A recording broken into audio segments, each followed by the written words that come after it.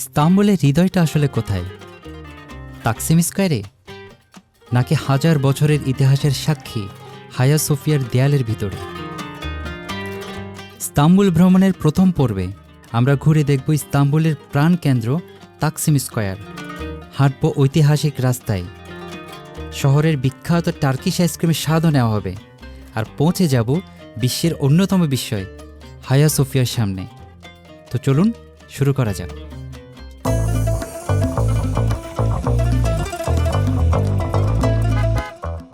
আমরা এখন আছি টার্কির সেই ফেমাস তাকসিম স্কয়ারে, যেটা পর্যটকদের জন্য তো অবশ্যই, ওদের লোকালদের মধ্যেও কিন্তু খুবই জনপ্রিয়।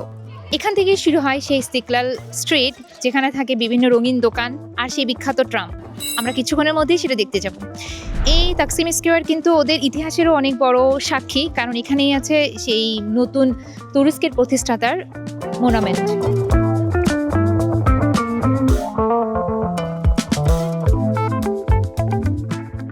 রিপাবলিক মনুমেন্ট তৈরি করা হয় 1928 সালে, যার টার্কিশ নাম কুমহুরিয়েত ইমেজিন। স্বাধীনতা যুদ্ধে যারা হিরো ছিল তাদের সম্মানে এই মনুমেন্ট। এটা আধুনিক তুরস্কের জন্মের প্রতীক।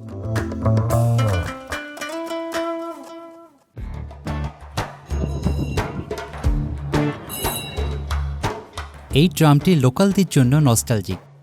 এটি আধুনিক কোনো ট্রাম নয়, কিন্তু ইস্তাম্বুলের স্মৃতি ধরে রাখার জন্য চালু করা হয়েছে। একসময় এই ট্রামই ছিল শহরের প্রধান পরিবহন।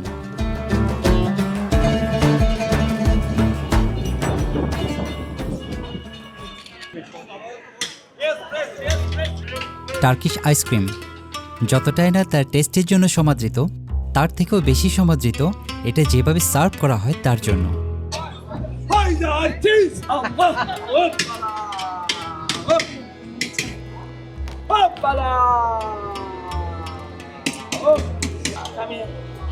Yes, please, ice cream, very good, very nice. Hoppala. Get that. How are you, my friend? Come here, come. Taste. Come. Please, ice cream, please. Get come on.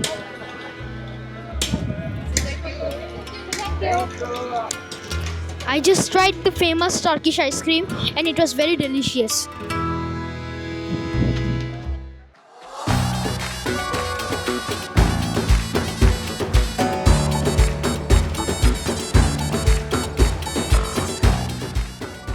প্রবেশ করছি ইস্তিকলাল এভিনিউ। তাকসিম স্কয়ার থেকেই শুরু হয় এই ইস্তিকলাল Avenue. আধুনিক সব দোকানপাট, restaurant আর সেই সাথে টার্কির ফেমাস ট্রাম অতুলনীয় করে তুলেছে এই ইস্তিকলাল এভিনিউকে। টার্কির ফেমাস শর্মাটাও চাইলেই এখানেই ট্রাই করা যায়।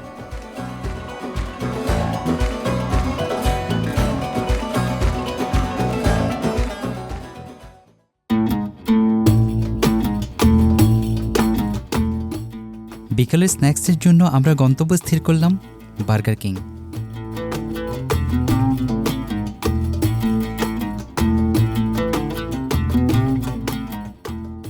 তাকসিম স্কয়ারে ইস্তিকলাল স্ট্রিট ধরে আমরা হেঁটে এসেছি। হাঁটতেই প্রথমে ট্রাই করা হলো সেই ইস্তাম্বুলের ফেমাস আইসক্রিম, যেটা ট্রাই করেছে আমার ছেলে। এরপরে আমরা এখন আসলাম বার্গার কিংয়ে। বার্গার কিং কিন্তু 2 ফ্লোর, ফার্স্ট ফ্লোর আর সেকেন্ড ফ্লোর। সো আমরা সেকেন্ড ফ্লোরে এসে বসছি। অনেক বেশি ভালো লাগবে, এখান থেকে তাকসিম স্কয়ারের ভিউটা দেখা যাচ্ছে। বার্গার কিংয়ে সেই ফেমাস বার্গার, ফ্রাইস আর হচ্ছে ফ্যান্টা। অনেক ভালো লাগছে এনজয় করতে এই পরিবেশে।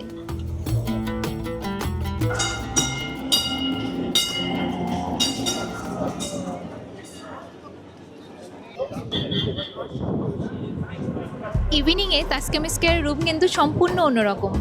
পেছনের মক্সে লাইট জ্বালানোর পর পুরো তাকসিম স্কয়ারের রোডগুলোতেও লাইট দেওয়া হয়েছে।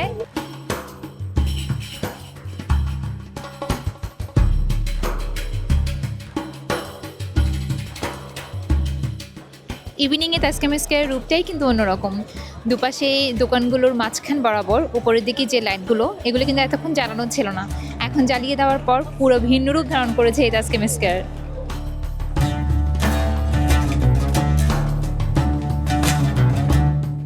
দুপাশে সব ফেমাস ফেমাস শপগুলো রয়েছে, গুচি সব ফেমাস শপগুলোই রয়েছে।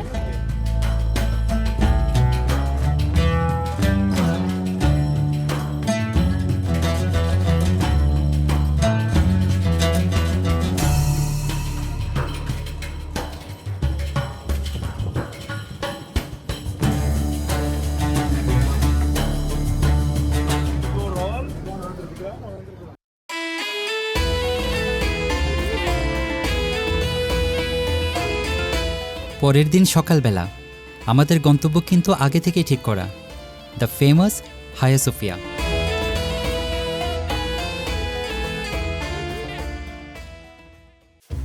হায়া সোফিয়া প্রবেশের আগে আমরা একটি অনাকাঙ্ক্ষিত সমস্যার মুখোমুখি হলাম। আমরা এখন হায়া সোফিয়াতে এসেছি। হায়া সোফিয়াতে অনেক বেশি ট্যুরিস্ট, অ্যাজ ইউজুয়াল, এটা তো হবেই জানতাম। বাট ইন্টারেস্টিংলি আমরা কিন্তু টিকিট করে এসেছিলাম অনলাইন। সো যেটা এসে দেখলাম, টিকিট না করে আসলে মনে হয় ভালো হতো। টিকিট না করে যারা এখানে করছে ওদের কিউটা কিন্তু ছোট, বাট যারা টিকিট করে এসছে ওদের কিউ হিউজ। আমরা প্রায় মিনিমাম তো 100 to 120 পিপলের পেছনে দাঁড়িয়েছিলাম। সো অনেক বেশি রোদ। তো এখন চলে এসেছি, কিছুক্ষণ পরেই হায়া সোফিয়ার দিকে আবার ঢোকার জন্য চেষ্টা করব।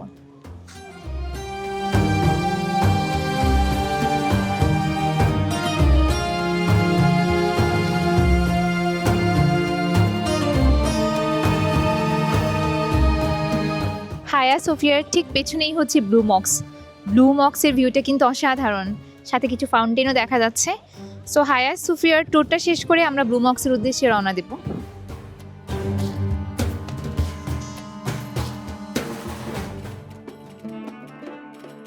প্রায় 1 ঘন্টা পর যখন কিউ লাইনটা একটু ছোট হলো, আমরা এগিয়ে গেলাম লাইনে দাঁড়াতে।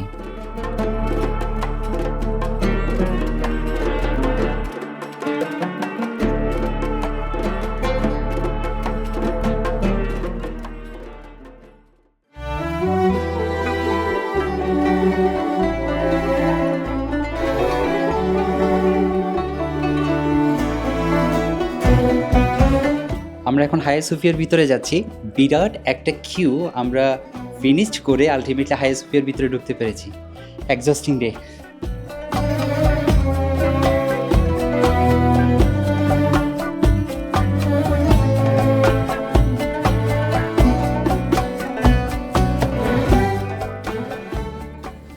ভিতরে এন্ট্রি নিতেই চোখে পড়ল মক্সের বিশাল গম্বুজ। এই গম্বুজটি প্রায় 55 মিটার উঁচু।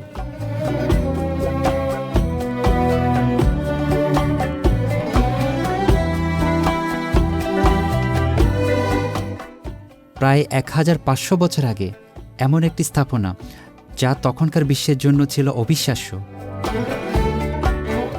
মক্সের 4 কোণায় 4টি বড় বড় প্লেট আছে, যেখানে আছে অ্যারাবিক ক্যালিগ্রাফি।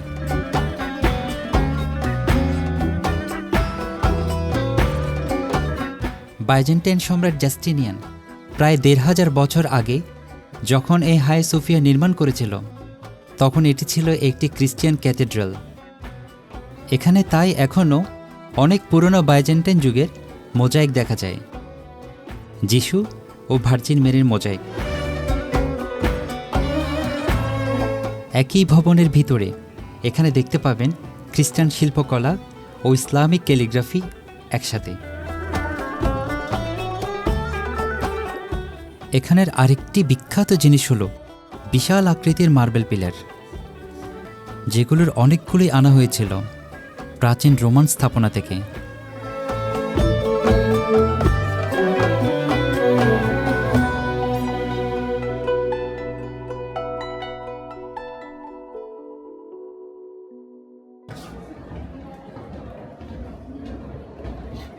এবার আমাদের বের হওয়ার পালা।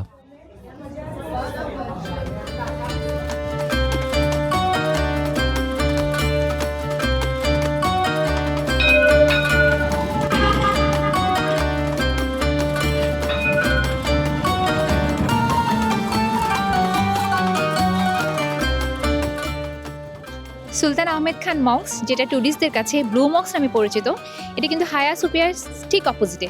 তো আমরা এখন এসেছি এখানে। আমরা ভেতরে ওদের অনেক বড় প্রেয়ার হল দেখে আসলাম, বাট ভেতরে ভিডিও করা হয়নি। এখন আমরা বাইরে সুলতান আহমেদ খান মক্সের ডোমের অপোজিটেই দাঁড়িয়ে আছি।